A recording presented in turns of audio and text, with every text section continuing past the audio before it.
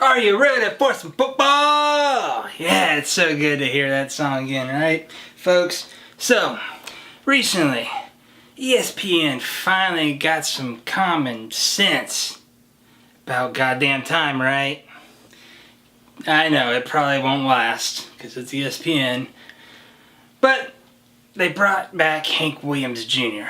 So, I was looking on my social media recently, and I was like, holy shit, they're bringing Bocephus back. And I was so fucking stoked and pumped and whatever other adjective you want to use for being happy. And then I was looking through the article and it said, and it's going to have special guests. I'm like, that's even better. Although really, ESPN, we just want Hank Jr., okay? Football fans, that's all we want. We just want him. We don't need anybody else. Do you not fucking get that? But I was stoked because the article didn't say who was actually going to be performing with him. So my mind went to all these great, Dickie Betts or ZZ Top or, Skinnerd. But you couldn't do that, could you? No. You went with Florida Georgia Line and Jason Derulo. Or Derulo, however the fuck you pronounce his name. Why? Nobody that watches Monday Night Football wants Florida fucking Georgia Line, and nobody knows who in the hell Jason, what's his name, is. We just want Bocephus. Hank Jr. See, guy in the shirt, the hat. That's what people like me want for the opening of Monday Night Football. That's why your ratings went down from 2011 to 2016. Because you got rid of him, because he wouldn't kiss your corporate ass. And it just, yeah. We just want Junior. And as many cheerleaders as you can get. Can you do that? So, I was so stoked. I didn't see the first week. I didn't know who was going to be on it. And then I saw who was going to be on it. And I'm like, hey, I got to see how bad of a train wreck this is. And don't get me wrong, Hank Jr. is still great as always. But the other three suck. Especially Florida Georgia Line. They're not a country duo. They're not even that good of a pop duo. And that's the best you could fucking come up with. And again, we just want, for Monday Night Football, we just want Hank Jr.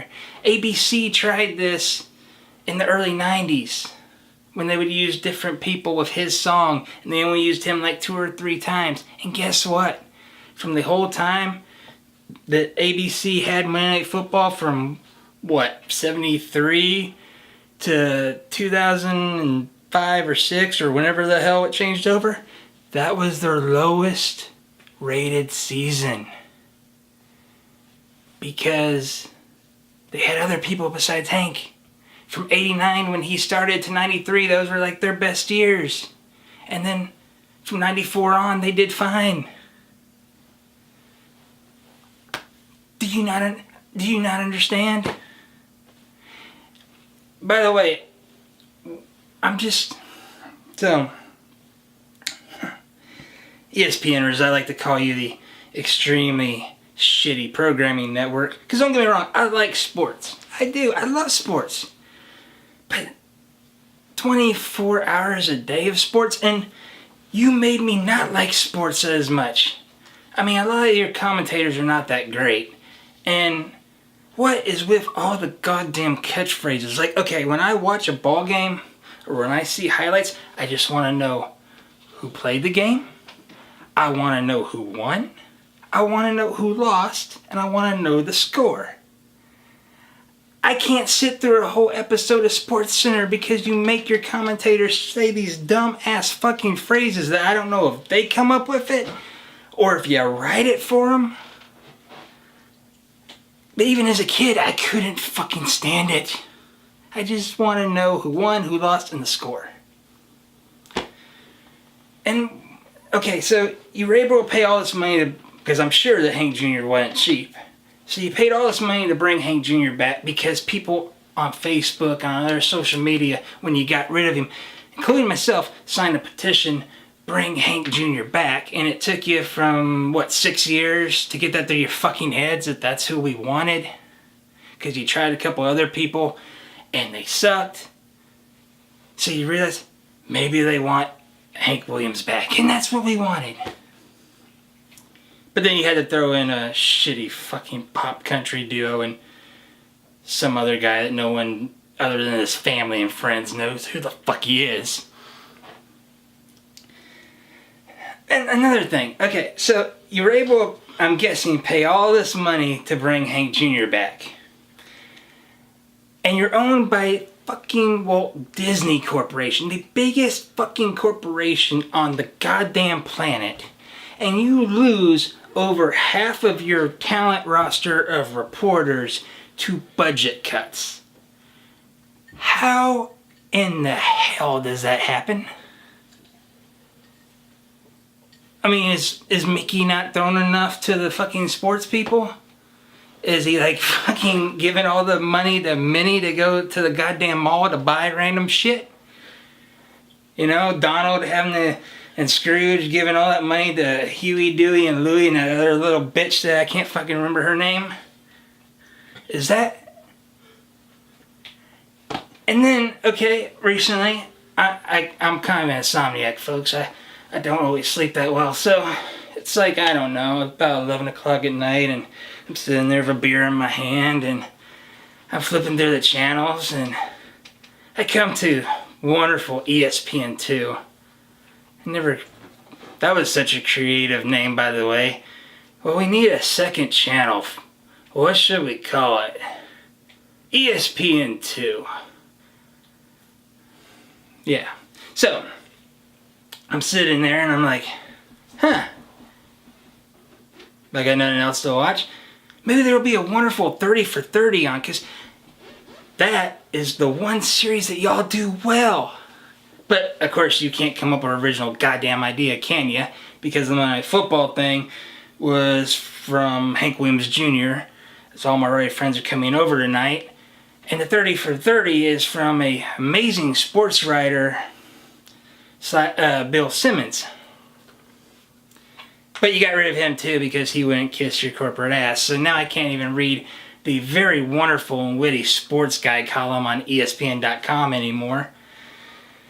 Yeah, so I'm thinking it's going to be a 30 for 30, right? Was it a 30 for 30? No. It was the Cornhole World Championships. Who the fuck decided to make a goddamn Cornhole World?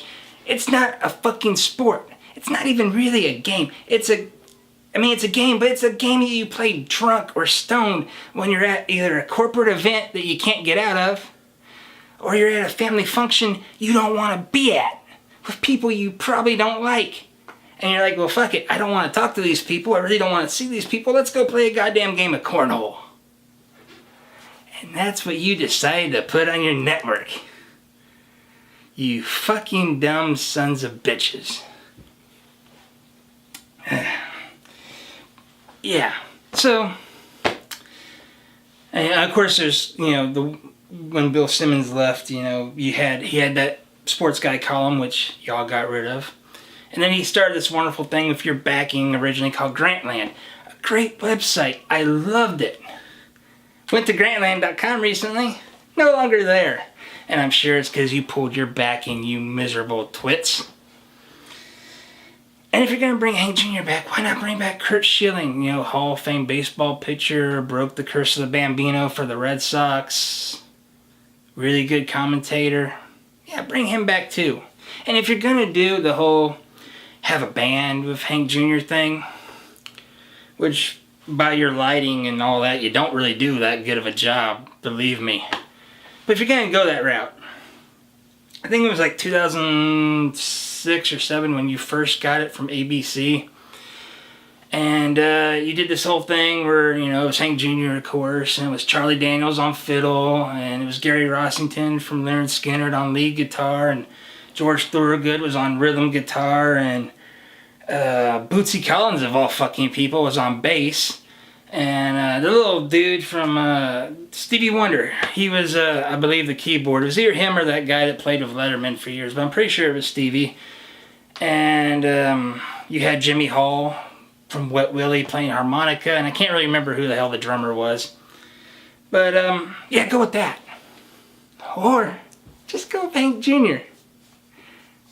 But no shitty pop country people that no one gives a fuck about, and I don't even know what fucking genre he plays.